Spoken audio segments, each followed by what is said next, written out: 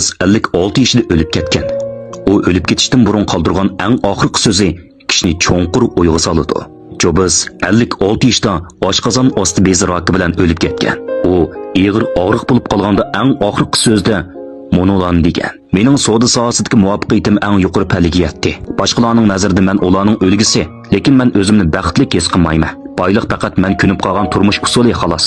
Mo'shu daqiqada kasal karoyitida yetib hayotimni asliginimda boyliqimning yetib kelish oldida turgan o'limga yuzlanganda naqadar ahamiyatsiz bo'lib qolganligini his qildim. Siz odam yollab siz uchun mashina haydab siz uchun pul topqizsangiz bo'ladi. Lekin hech kim siz uchun kasallikni ustiga billa ololmaydi. Yo'qolgan moddiy narsalarni qaytarib kelgil bo'ladi. Lekin hayotidan ayrilgan narsalarni qaytarib kelgil bo'lmaydi. Bir odam operatsiyaxonaga kirsa, sog'lomlik va hayot degan bir kitobning o'qib tugatilmaganligini bayqaydi. Biz hozir turmushning qaysi bosqichida turishimizdan qat'iy nazar vaqtning o'tishiga ergishib, biz hamon bir kun hayotimizni oxirlashtiradigan kunga duch kelamiz. Shuning uchun sizni chin dildan sevgan oilani qadrlang. Jo'ringizni suyung, do'stingizni suyung, o'zingizga yaxshi muomala qiling, boshqalarni qadrlang. Yoshning cho'ng'ishiga ergishib biz borgan-sari aqlli bo'lib ketamiz. Mayli 300 yönlik yoki 30 yönlik soat bo'lsin, ularning hammasi bizga o'xshash vaqtni aytib berdi.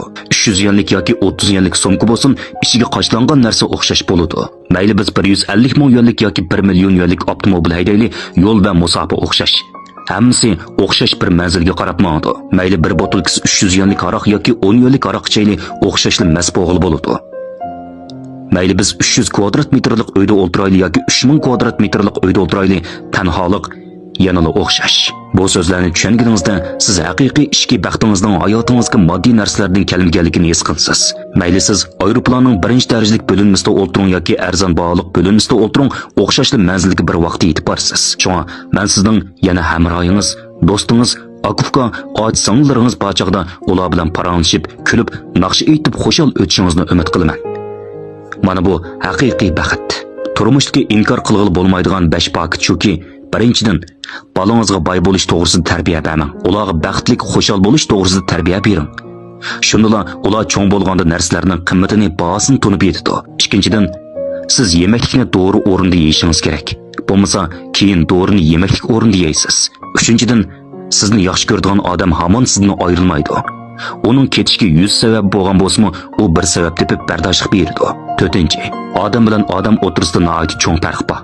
Lekin faqat oz sondagi kishilar bu xil farqni haqiqiy tushuna oladi. 5. Siz tug'ilishingizda so'yilsiz, o'lgandimi so'yilsiz. Lekin bu jarayonda siz cho'qim o'zingizni yaxshi boshqarishingiz kerak. Dunyoda eng yaxshi doktordan oltisi bor. Birinchisi quyosh nuri.